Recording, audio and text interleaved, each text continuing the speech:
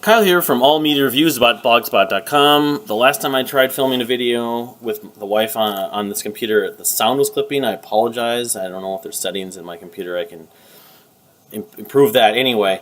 So this is the second part of the in the storage update of music collection basically. And so I'm going to show a bunch of vinyl. So I'll be as brief as possible, but of course that's typically not my strong suit. So the Family Crest, which I just talked about in the other video with the CD, and the Reina Kindo, kind of battling it out for my favorite record this year. I also got the vinyl. I'm going to be getting the Kindo vinyl eventually, the Happy Hour, but I did buy the vinyl. It came with, among other things, this this coaster, not coaster, it's like a, whatever, it's a thing to hold your glass. I guess it would be considered a coaster. It's a nylon. I have one of these from the Deer Hunter, which I've never shown, but I should show sometime. Maybe this was piggybacking off of the fact they just toured with the Deer Hunter. I don't know if I'm getting glare, but I can try to remove, yeah, okay, maybe that's a little better. Anyway, so that came with it, and it also came wrapped in this paper, which is cool. You don't see that in too many, vinyl pre-order shippings. I mean, sometimes bands do a lot of special things, but I thought that was kind of neat. I'm not going to put it back in it, but it was kind of neat that they did like a package gift thing. So here it is, the Family Crest, The War Act 1, my favorite record. Spoiler alert for the upcoming mid-season list of 2017-2018, and I really think it's cool also. I don't know if it was a special thing where I added this on my pre-order or they signed it all, but Liam and Laura and the other members, which I should know, I can just read off probably, but they did it, and here, this is all part of the concept. I am not, all that versed yet in the concept. Prelude to War, the EP from 2017, also was part of it, I assume. I know it's a big, ambitious project. I mean, Beneath the Brine, I don't know if it was a concept from 2014 or The Village, but this is, I'm pretty sure, is a big concept album. So, 180 gram, is this black? No, this is like blue, actually. So, but yeah, there you go. It's got a little bit of a stain on it, if you can see it. Dark blue. It's not really navy, I guess, but the cases, the sleeves are nice and everything, and I should just name off the band. Liam McCormick, John C. Terlin, Anthony Franceschi, Laura Bergman, George Musa Saman, Owen Sutter, and Charlie Eckert. I think he made the drummer. But, of course, they have all the extra musicians, which is not unlike their last album, their full-length album, Beneath the Brine at least, which is kind of their premise. I don't know if they're going to be able to do that literally for every album they release, where they're going to be recording while they're on tour. It's like their whole premise. But, I think they did it for Beneath the Brine also, but they did it for this definitely, because I know I was talking about them. They're doing it for the next part of this, Act 2 or whatever. So that's the first disc, second record, second vinyl, probably the same stain. Yeah, basically. So this has Waiting Still, which is one of my favorite songs on this album. This side right here, and then the second, the year, see, the Mighty Echo and Rocks Resting on Your Back. Those two, I guess those are like sort of like father and son for the Deer Hunter. The end of Act 3. But yeah, though this is a terrific record. 4.5 stars at this point. I'm not quite ready to give it to the perfect score, which doesn't happen very much. I'm sort of had that standard, but yes, The War Act 1. If you like the Deer Hunter, as I've said before, the Family Crest are one to check out. There's a reason why they opened for them in December, and I think this could be in some ways a breakthrough. They're not compromising or selling out per se, but I think they're getting more attention than they ever have, which is, the trajectory of a band's life, makes sense. So, but yeah, this is, I hope they come on tour here. They just announced some tour dates today on April 29th for the West Coast and then 2 on the East, so maybe they're going to end up in the Midwest. Hopefully they come to Minnesota. Maybe with a band I like. So, and they have a cool podcast I've been listening to recently with Liam and Laura are kind of fronting it. I get the sense those two are the most active, but all the members have been involved with. So, all right, among the other stuff I've got recently, I ordered this back in July of 2017. It finally came in. It was shipped from all places of Seattle. But anyway, Marillion's single, it's a numbered single, 2741 or 274 out of 2000. You can see. Again, I'm apologizing if there's a glare on this. This is a trial and error with this, and if there's any clipping in the audio. But Of course, Marillion, my favorite band. This is a single, Living in Fear, from the Fear album, Fuck Everyone and Run, which is a good song. And the truth is, I have been negligent in the sense that I haven't listened to this. I didn't even listen to Fear that much. I listened to it maybe 5 or 6 times, actually. For a band, it's my favorite band. That's kind of sacrilege. Not enough time and too much other music, I guess, but I enjoy the record. I'm not sure if time will translate to being as good or bad, but I know Living in Fear is, and it has, well, the reason why it has the Levers live. I don't know if it's the whole thing or just a couple of the movements. Then Neverland and Dryland are from 2 other like Racket Records releases, it looks like. Size Matters and Holidays in Eden live. But it's on vinyl. They don't release vinyl singles very much anymore, and that's one reason why I bought it. Unfortunately, I didn't get to see the Levers live when I saw them in October 16 in Chicago. I didn't go to the last tour because we went to see Michael Nesmith. You only can afford so much, when you're having to worry about storage space and find a place to live and everything. So now I'll go on to the Record Store Day stuff I didn't really show and talk about that much in the other video.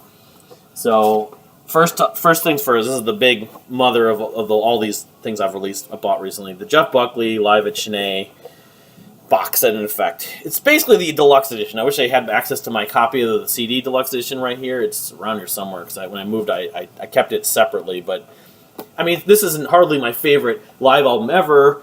I'd even put down, Mystery White Man might be a little bit better in some ways, because it has more stuff from the set list. I like stuff that ended up that was part of the sketches, demos, and stuff like that. But it's still a significant release. The deluxe edition includes so much more, obviously, because the original live EP only had like 4 or 5 songs on it. So I think namely the cover of Night Flight, Strange Fruit, Zeppelin, the Night Flight, some of the dialogue, the banter he did with, whatever it was, 30, 40, 50 people that were hanging out at that cafe that night, or the 2 nights he did this or whatever.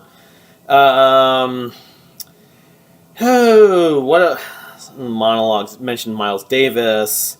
There's just stuff that didn't get. I don't know if he released on any. The many Jeff Buckley releases ever ended up on anything else. There's maybe 4, 5, 6, 7 tracks on here. That's part of the reason why this is a neat deal. And this is before Grace was even recorded, so it's kind of, calm before the storm. Really precursor to what would happen. So here's the cool booklet and stuff like that. Cool booklet or picture book or whatever you want, insert. And live albums, I didn't even read this. I should read through this. Jeff and I mean, this is Mary, of course. His mother, a lot of polarizing opinions about her. I try to stay away from that. She was involved sending me his copy of Led Zeppelin 4, I think.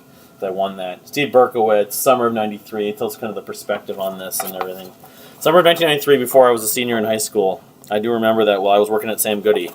Hadn't heard of Jeff Buckley. That was the peak of my Zeppelin fandom, though, and I remember my manager at Sam Goody in the Mall of America, Kat Eggers, I think her name was, loved Zeppelin, so I wonder if she had ever heard Jeff Buckley. From now till then, if she's still around, I wonder if she's heard Jeff Buckley now, ironically. So anyway, here are the 4 discs. Again, I kind of just summarized it on the back there. I don't know if it's worth... They're just black vinyl, it looks like, with the little labels that are similar to the way the CD looked and everything, of course. It's a thick pressing, 180 gram, of course. So pictures on the sleeves, on the cases rather. I don't know if it's with some of the band members, some other people. Who knows who stumbled in? If Jimmy Necco was in there, great. I think Jimmy Necco hadn't really encountered Jeff until later. It was more like around 95, 96. Jimmy was a musician at that point, but of course he's from New Jersey, so I don't know. That would have been like a huge deal if I would have discovered a picture of Jimmy Necco with Jeff. He was Jeff's guitar tech for a time, but again, I think that was later. Before he moved to Memphis, though, so it was sometime maybe shortly after this. I don't know. That would be a question I'd love to ask Jimmy or see an interview. It's when precisely did you get to actually get, do you remember Shanae? Did you know him at the point that Grace came out and everything? But, so, yeah, I mean, this is basically, the Leonard Cohen cover of Hallelujah, of course. Bob Dylan, I Shall Be releases on here. Van Morrison, The Way Young Lovers Do. There's stuff that didn't necessarily, and the versions, of course, are different, that didn't necessarily end up on other releases of his. I don't know how many live albums. I've got probably half a dozen of them. The one from Paris, Live in Paris, Olympia, Yeah, the Mojo pin with Lucas, of course. Monologue, reverb, talking about the Doors, you know. So, anyway, enough of, as much as this is a massive 4-disc box set that was, Eternal Life is on here, I forgot about that. One of my favorites. Calling You by Rob Artelson, which I think there's about 4 or 5 other artists I know who actually have done a song called either The Calling, Calling on You, or Calling. Alright, so moving on.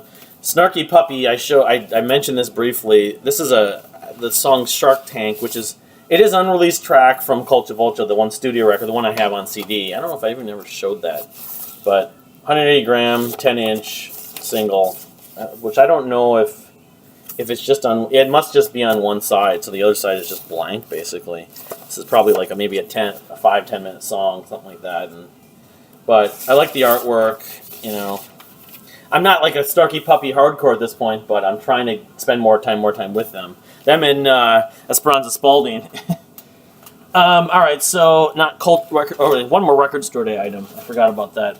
The Steven Wilson, How Big the Space, which I think is a new song. Which it's probably on YouTube and on his website and everything. On your streaming services, which I don't use also. But, and I believe, because I was just opening this a little bit ago, this is a colored vinyl, so it's kind of added a little bit of extra interest. Yeah, this is kind of blue, like a sky blue color. But it has How Big the Space and an instrumental variation of that. And then that was a song that was written by Andy Partridge. So, he wrote something for the last record, maybe on To the Bone. It was on To the Bone. I have to remember that song. Maybe it was like a B-side for the To the Bone. But then on the B-side, People Who Eat Darkness, that is from To the Bone, if I recall. But it's Nanette's version. Maybe she does the lead vocals on that, or it's her arrangement. But it says music and lyrics by Steven Wilson. Of course, the artwork by Lasse Hall, or whatever his name is, who's done so many of the Steven Wilson and Porcupine Tree, I think even Blackfield, related artwork. So How Big the Space, which of course the artwork is kind of spacey. Go figure. So the last two, of course, are also related to Steven Wilson. I'm going to show. I showed it in the record store video.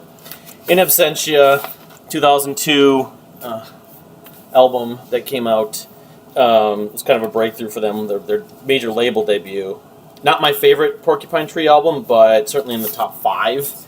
It has Trains, of course, which is, probably the most, still to this day, probably the most well-known song that anything that Steven Wilson's ever done.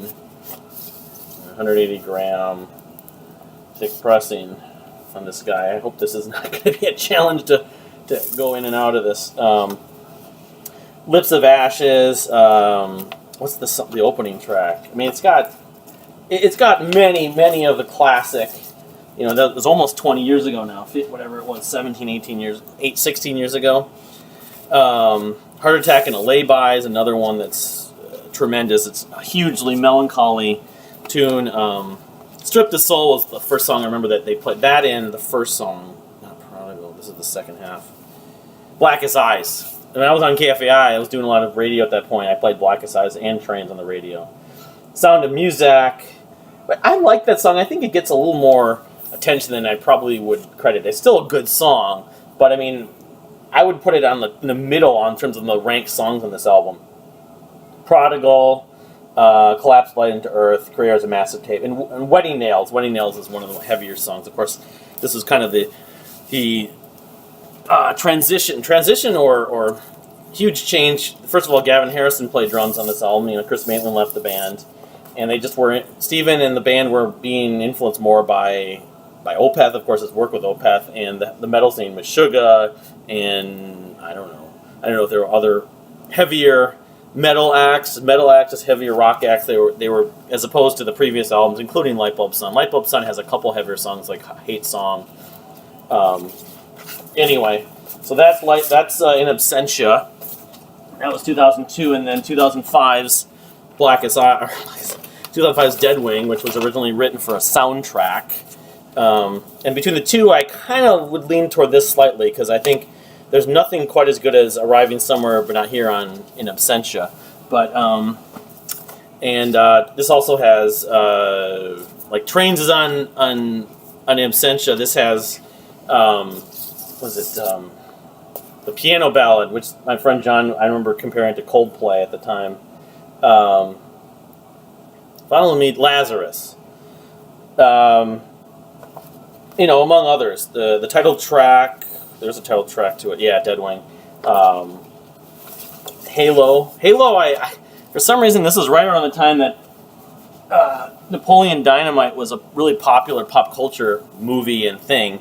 I always think of Napoleon Dynamite when I hear that song. Partly that, and I also think of Dredge. The same year I got into Dredge, this album came out. Their album Catch Without Arms, which I've shown on vinyl. I've gotten a video from a couple of years ago. Dredge has a song called with piano, and am I blanking on it? Anyway, the Halo, I think it's Halo, and that song, a song from Catch Without Arms, have a very similar bridge, like a bass line that sort of drives in the rhythm's almost identical. The song that goes dun-dun-dun-dun, with a piano intro. Why am I spacing on it? I should know. I love Dredge. Anyway, yeah, that 2000, like I just mentioned, the Reign of Kindo and Family Crest, Kindo. Dredge and Porcupine Tree were getting a ton of airtime, headphone time for me at work in 2005. As much as I was discovering a lot of their music at that point, but and this album and Catch Without Arms, I kind of look at almost the kind of competing for my favorite record that year. The Mars Volta's Francis the Mute came out. 2005 was an amazing year for music. I should just do a video on that. But Arriving Somewhere Down Here, I elaborate more on that. It's great guitar solo from Micah Ackerfeld. The whole riff, the composition, it's an epic of like whatever, 9, 10, 11 minutes, but it flows perfectly. In fact, if I had to go to one song from anything that Steven Wilson's done, I might go to that. And they named the live DVD after it. Melloton Scratch is great. Open Car, Started Something Beautiful, just awesome. The sort of that the outro, the last 2 minutes of that the guitar parts is just very kind of surreal, dreamy, almost melancholy. Glass Arm Sharding, So Called Friend, and Half Light. I don't know if Half Light was on the original one, but they included it on the vinyl. It's kind of great. It's gonna bug me what song by Dredge I'm not remembering off the top of my head. I have the CD in my car too. I need to post that, but maybe I'll put it in the description. So, but I think that's about it for now. I do want to mention one other thing though, is that there's an artist I just discovered. The biggest discovery for me 2018 has definitely been the band Dirt Poor Robins, band out of Tennessee, Kentucky rather. Very chamber, cinematic, anyway, proggy, cool, very Deer Hunter-like. But I just have discovered someone else. I don't know how into them I'm going to get, but this guy posted in the blog the last day or two named Kai Danzberg, a German musician who his latest album, his first full-length album maybe of sorts, is almost blatant, but it somehow has its charm of the Jellyfish, Beatles, Queen sort of element. And the song Welcome to the Show put a video up, and Roger Joseph Manning Jr. of Jellyfish talked about, but he mentioned the lyrics Jellyfish and the Beatles and Queen and I think and the Bee Gees, some other bands. But I'm really liking it. His music's on Bandcamp for free to download even, or streaming. He's got some other music. One of his EPs from 2017 in September has like a self/Michael Jackson/New Jack Swing element, but he has something from 2015 I found on his website. Anyway, I might talk about him more. His name is Kai Danzberg, Danzberg, and he's doing like a crowdfunding thing for the vinyl of the record. The record's called Pop-Up Radio, I think, or something like. Yeah. So yeah, really, my wife is not really being impressed that much by him, unfortunately. But then again, she barely got impressed by Jellyfish. But yeah, I'm looking forward to. I mean, I don't know if he's going to be in that category with Dirt Poor Robins, where I'm literally months from now I'm still talking about this dude. But for now, definitely the last couple days, when Roger Manning shared the thing about him, it's like, what the hell? There's a picture, a superimposed copy of Spilt Milk from Jellyfish, which is in the video for Welcome to the Show rather. Michelle Obama holding a copy of Spilt Milk, which is, it's photoshopped. You know, it's not. I think it was done a couple of years ago, and she was obviously holding something like this. Her facial expression is like straight face, like like this, but you know, it would be unreal if literally you had Michelle Obama talking about, you know, jellyfish, or I'd be impressed if give her to take on Queen. I'm sure she knows Queen, but anyway, thank you for watching. Please subscribe. I'd love you to subscribe. Leave a comment. What's your take on the Jeff Buckley Shanae stuff? You know, what's your take on Steven Wilson and Porcupine Tree, those specific albums, Abesentia and Deadwing? Some people say, well, Fear of a Blank Planet, they surpassed them both, which of course my opinion is completely different. But and we'll see you next time.